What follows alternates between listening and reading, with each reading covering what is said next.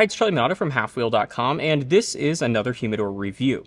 Now, most of the wooden desktop humidors that are sold on the market today are not actually made of solid pieces of wood. Instead, they're made of something known as medium density fiberboard, better known as MDF. Now, MDF is a wood-based material, but it is not big pieces of wood that are cut into smaller pieces. Instead, it is very small pieces of wood that are then mixed with a resin and then baked using both temperature and pressure to create, as the name would imply, fiberboard. Now, for desktop humidors, that MDF usually gets sandwiched in between two other materials. On the inside of the humidor, it's pretty common at this point to see Spanish cedar veneers. So that'd be very, very thin pieces of Spanish cedar that are oftentimes glued onto the MDF. On the outside of the humidor, you could get veneers of other woods, or you could see even other materials used, like stone or polycarbonate or plastic or metals, whatever. But it's important to note here that most of those humidors are not going to use solid pieces of wood. And for a small but seemingly dedicated part of our audience, that is a big deal, and they would prefer that I review humidors that are made of solid pieces of wood. And that leads to this humidor, which is the American Chess Company WoodTop 75 humidor, and it is made of solid pieces of both cherry and Spanish cedar. American Chess Company was founded by a man named Mac McLaughlin, who used to work for Reed & Barton, best known for its silverware. And while McLaughlin was at Reed & Barton, he oversaw the production of the wooden chests that customers would get whenever they purchased silverware or jewelry from Reed & Barton. They would come in these wooden chests, and they were made here in America. And that time also included a partnership with J.C. Newman to produce the Diamond Crown by Reed & Barton humidors, which from what I can tell were available sometime in the 1990s. Now, eventually, Reed & Barton decided to move the production of these chests from here in America to Asia, and as you can probably guess, that led McLaughlin to start his own company, American Chess Company, which makes these chests here in America using Amish craftsmen. Now, they make chests for silverwares, it makes chests for jewelry, it makes chests for things that might shoot projectiles, and it also makes a line of humidors known as the WoodTop 75 humidors, which are available in 3 different finishes. This is the English walnut finish. There is also a darker mahogany finish, and then there is the heritage finish, which is more of a cherry wood type appearance. Pricing for the humidors is listed at $475 MSRP. I don't actually think that's the real street price. Currently, American Chess Company is offering the English walnut as well as the darker mahogany finish at $399.95. And then the heritage finish is available for $369.95. When we purchased this humidor back in October, we paid the $399.95 for it. So that seems to be more the realistic price for it. Specs-wise, the humidor measures 13¼ inches wide, so from here to here. It is 9¼ inches from here to here, and then 5¼ inches from here to here. American Chess Company advertises this humidor as holding 75 cigars, or up to 75 cigars. The humidor discount humidor calculator calculates it out at 60 robustos under the best circumstances. My guess is you're going to struggle to fit 50 sort of regular size cigars inside of this thing. It is not that large of a humidor on the inside. Speaking of the inside, if you're wondering about the name WoodTop, it refers to the lid here. So this wood that's used back here is the same wood as the finish, and that carries over for each of the 3 finish options. Normally, most humidors would have this covered in Spanish cedar, but not here. I actually like this feature because it allows you to see some of that wood grain, which is nice and pretty. And American Chess Company points out, because it's using solid woods, each humidor is technically going to look a bit different because of the wood grain. Also on the lid, there is a removable analog hygrometer. As you can hear, it attaches via Velcro. And there is also a removable Boveda holder, which is an American Chess Company branded Boveda holder. It comes out via magnets, as you may or may not have heard there. It can hold up to 2 60-gram Boveda packs, so 2 of the standard sizes. And the humidor does come with 4 Boveda packs, if I recall correctly, 2 seasoning packs, and then 2 packs to be used after seasoning. As far as the bottom of the humidor is concerned, it's got a removable divider, and that's not all that's removable. So I guess I can do it like this. So I'm going to take the divider out, and then I can actually take out all of the pieces of the Spanish cedar. And these come out extremely easy. This is a relatively unique feature. I can't think of another humidor like that, and so I don't know necessarily why you would want to do this, but you can do it. And putting it back together is nice and easy. Each of the pieces has the top portion is rounded and the bottom portion is flat, and then hopefully you can kind of see there the ends of each piece are cut on a bias or an angle. So there are, I guess, technically 4 combinations of ways to put this thing back together, but it does reassemble very, very quickly. And now for the removable divider. If you're wondering, I measured these pieces of Spanish cedar to be about 0.325 inches thick, so a little bit less than 3/8 of an inch. And then I measured the pieces of cherry to be 5/8 of an inch, 5/8 of an inch thick. The interior Spanish cedar pieces are extremely thick compared to what you would find on most desktop humidors, meaning there's a ton of Spanish cedar in terms of volume inside of this relatively small humidor. So there is a testing procedure that I use here at Halfwheel with these humidor reviews to try to get more objective data about how well these humidors perform. You can read more about the testing procedure in the written review on halfwheel.com. For the purposes of this video, I'm just going to go over the highlight, which is the 13-week Boveda test. So for that, I put 2 brand new 60-gram 69% Boveda packs inside of the humidor, and I've also put 2 sensor push devices which can record both relative humidity and temperature. And then I closed the lid of the humidor and kept it closed for 13 consecutive weeks.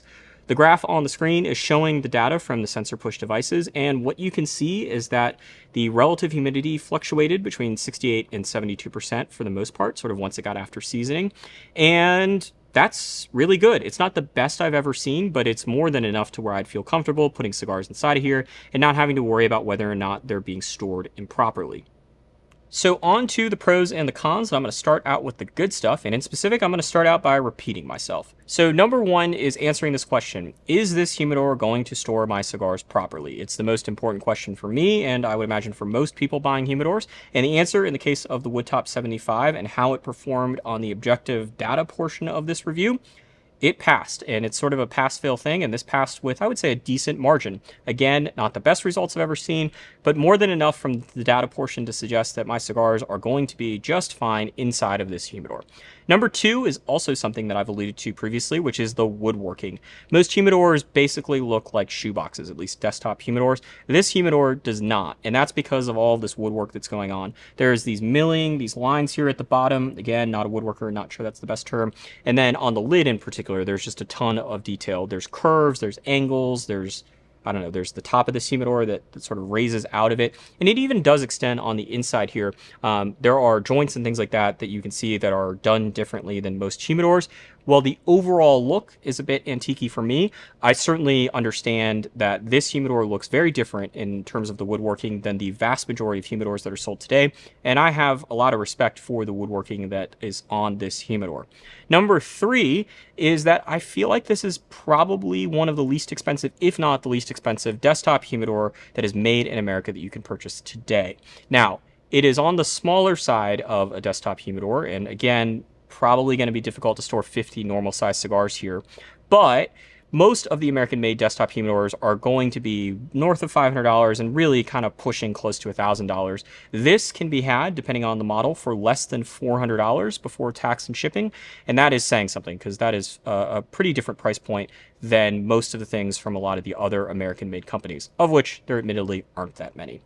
So on to the cons, and I'm going to start at the back of the humidor for number one, and it is or are these 2 hinges, which might seem like a weird place to start, but I promise you'll understand in a second. So when I go to open up the humidor currently, the lid will basically open to 180 degrees. And I say currently because that's not how the lid used to open. Here's a picture of the humidor when it first arrived and was getting photographed in the studio before seasoning and testing and all these things. And you can see, while it's beyond 90 degrees, it's nowhere near close to all the way open, which is not something that I can think of another humidor doing.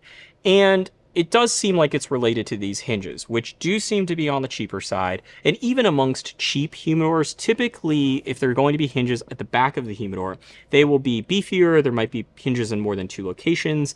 They might run the full length of the humidor. And then for more expensive humidors, and I would say this would normally be in that price category, but the hard or the solid hardwood nature of this might make this difficult. Most of the more premium humidors will use integrated hinges on the sides here. So they'll go from like here to here. I'll put a picture up on the screen so you can see what that looks like. This doesn't have that, and it does seem like over time, the humidor has gotten to a point where it now wants to extend all the way back and will probably get worse from here. And that's particularly concerning because I haven't really opened and closed this humidor all that much. If I was using this humidor to actually smoke cigars out of, of which I have never used this humidor for that because we don't use cigars when testing out these humidors to remove variables and other things. I would imagine that this would have gotten a lot worse a lot quicker. And that leads to number 2, which is an issue that you may have picked up on throughout this review. So this is the front of the humidor, and this is the side of the humidor, and you may notice that this line right here is not level or even, and that is because the front of the humidor is not closing flush. And you can also visually see this because I push down on the front of the humidor. You can not only kind of hear it, but you can also see that this line becomes even or flat, however you want to look at it. Now, this is a lot better than where this was a week ago. A week ago, this lack of flushness right here was actually a visible 0.17 inch tall gap. A gap that was big enough to where if a housefly wanted to fly in and out of the humidor when it was closed, it could do so. I managed to remedy it slightly by adjusting the screws here at the back, specifically loosening. There are 4 screws per hinge, and I loosened it. If I loosen it all the way, the lid will eventually just rest on top of the bottom of the humidor, and so it would be flush.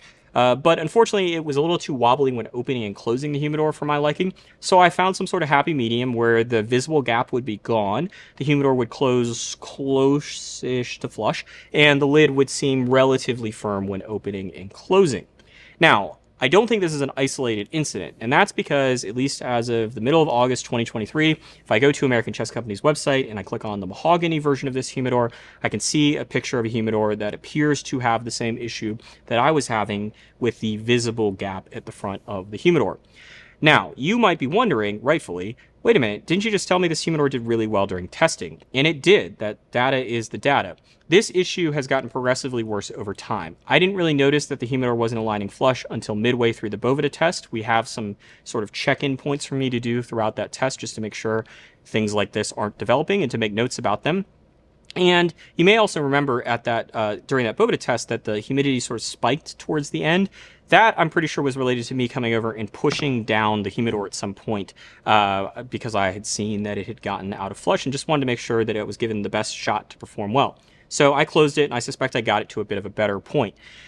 It did not have a visible gap when exiting the Boveda test and entering the dry cabinet test. It did not have a visible gap when exiting the dry cabinet test, but very shortly thereafter, I did begin to notice it, basically when the humidor was kind of sitting around for this review to be recorded.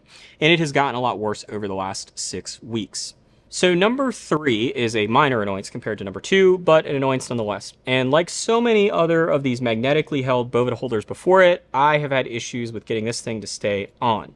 It actually fell down earlier during filming, and there's not even any Bovedas inside of it. This could totally be a user error. I really struggle with these things in general. Normally, I would recommend that the humidor company just put a piece of metal behind the veneer, but obviously in the case of a solid wood humidor, I don't really know what the solution is, but I would like to just point this out because oftentimes when I went to open this humidor up, the Bovedas and the Boveda holder were on something inside of the humidor, which meant that if there were cigars inside, they probably would have gotten some damage from that. So I would love to be able to recommend a $400 Made in America humidor that uses solid hard woods. That seems like a winning combination to me. But unfortunately, I can only go off of the experiences that I've actually had, and in this case, it is very tough to recommend this humidor. For these recommendations, I increasingly am trying to put myself in the shoes of a person who's either using this humidor as their main humidor, or better yet, is a first-time humidor owner. And thinking back to myself as a first-time humidor owner, this humidor would have given me way too much trouble for what it's worth. I would have wondered, am I not putting enough Boveda packs in? Am I putting not enough humidity and too much humidity, too many cigars, temperature, any number of things before I realized that the hinges might be the reason why my humidor is performing so poorly. And yes, it was a pretty easy fix. It took a couple of minutes and 1 screwdriver to get the issue mostly fixed. But then again, the issue isn't fixed. The humidor does not close flush. This is not what I would consider to be the acceptable performance of a humidor. And therefore, even just with this issue, let alone with the visible gap issue, I simply cannot recommend this humidor. Now, for more reviews of humidors, you can check out halfwheel.com, where we also review other cigar accessories like lighters, cutters, and ashtrays, as well as cigars themselves, and cover the cigar industry on a daily basis.